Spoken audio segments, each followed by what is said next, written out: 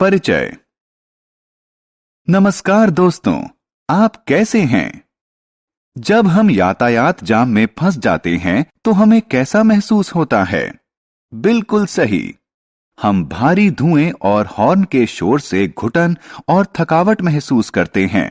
हवा, मिट्टी और पानी में अवांछित पाए जाने वाले पदार्थों को हम प्रदूषण कहते हैं। आओ सीखें। विभिन्न प्रकार के प्रदूषणों का वर्णन करना। वायु प्रदूषण, इसके प्रभाव और इस पर नियंत्रण करने के तरीके और साधन के बारे में बताना। जल प्रदूषण, इसके प्रभाव और इस पर नियंत्रण करने के तरीके और साधनों की व्याख्या करना। ध्वनि प्रदूषण और मृदा यानी मिट्टी प्रदूषण के बारे में बताना।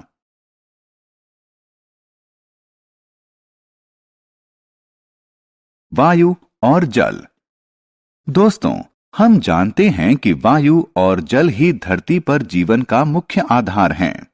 लेकिन अब यह दिन प्रतिदिन गंदे होते जा रहे हैं, जिसके परिणाम स्वरूप पीने के लिए स्वच्छ पानी और सांस लेने के लिए स्वच्छ हवा उपलब्ध नहीं है। वायु प्रदूषण।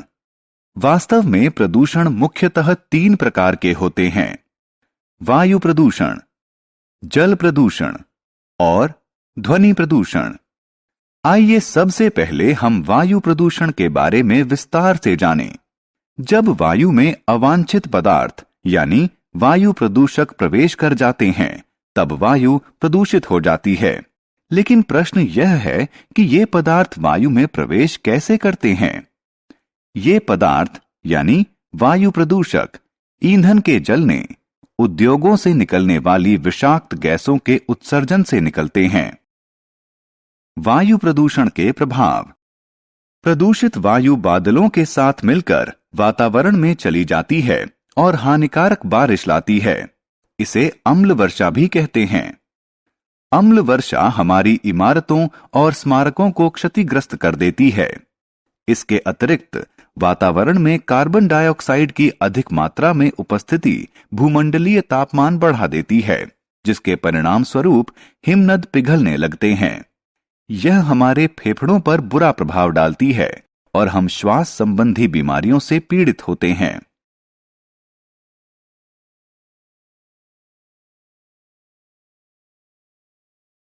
वायु प्रदूषण पर नियंत्रण। अब प्रश्न यह है कि हम वायु प्रदूषण पर नियंत्रण कैसे कर सकते हैं? वायु प्रदूषण पर नियंत्रण करने के लिए हम बहुत सी चीजें कर सकते हैं। इस पर नियंत्रण किया जा सकता है गाड़ियों और उद्योगों में साफ ईंधन जैसे सीएनजी के प्रयोग से, नए पौधे लगाकर, गाड़ी चलाने के बजाय पैदल चलकर, यातायात के लिए सार्वजनिक साधनों का प्रयोग करके। जल प्रदूषण। आइए अब जल प्रदूषण के बारे में जानें। वायु की तरह ही जल भी प्रदूषित होता है। इस नदी को देखिए, यह बहुत गंदी है। इसमें घरों से निकला गंदा पानी और कारखानों से निकला अपशिष्ट पदार्थ आता है। कुछ लोग इसमें कपड़े धोते हैं और गंदगी भी फेंकते हैं। जल प्रदूषण के प्रभाव। इसके परिणाम क्या हैं?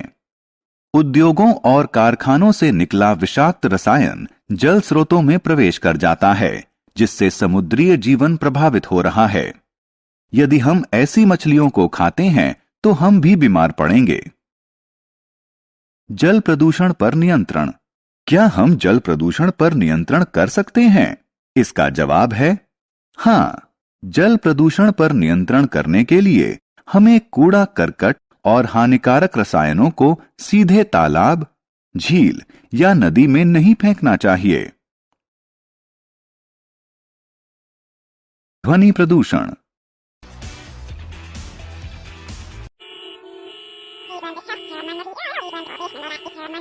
दोस्तों, क्या आप कभी पार्टियों में बजने वाले तेज संगीत, लंबे यातायात जाम और अपने माता पिता की तेज आवाज से परेशान हुए हैं?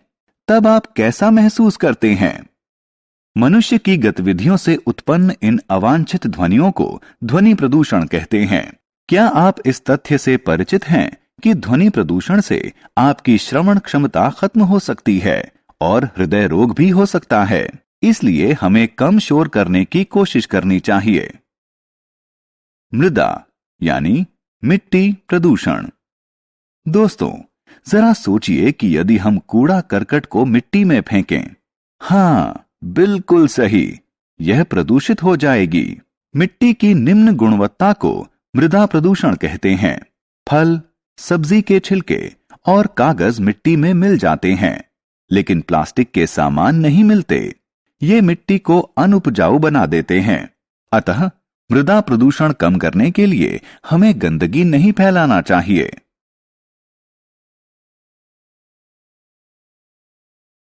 हमने क्या चर्चा की? प्रदूषण मुख्यतः 3 प्रकार का होता है: वायु प्रदूषण, जल प्रदूषण और ध्वनि प्रदूषण। वायु और जल इनमें उपस्थित अवांछित पदार्थों यानी प्रदूषक से प्रदूषित हो जाते हैं। घरों से निकलने वाला गंदा पानी और कारखानों से निकलने वाले अपशिष्ट पदार्थ जल प्रदूषण के मुख्य स्रोत हैं।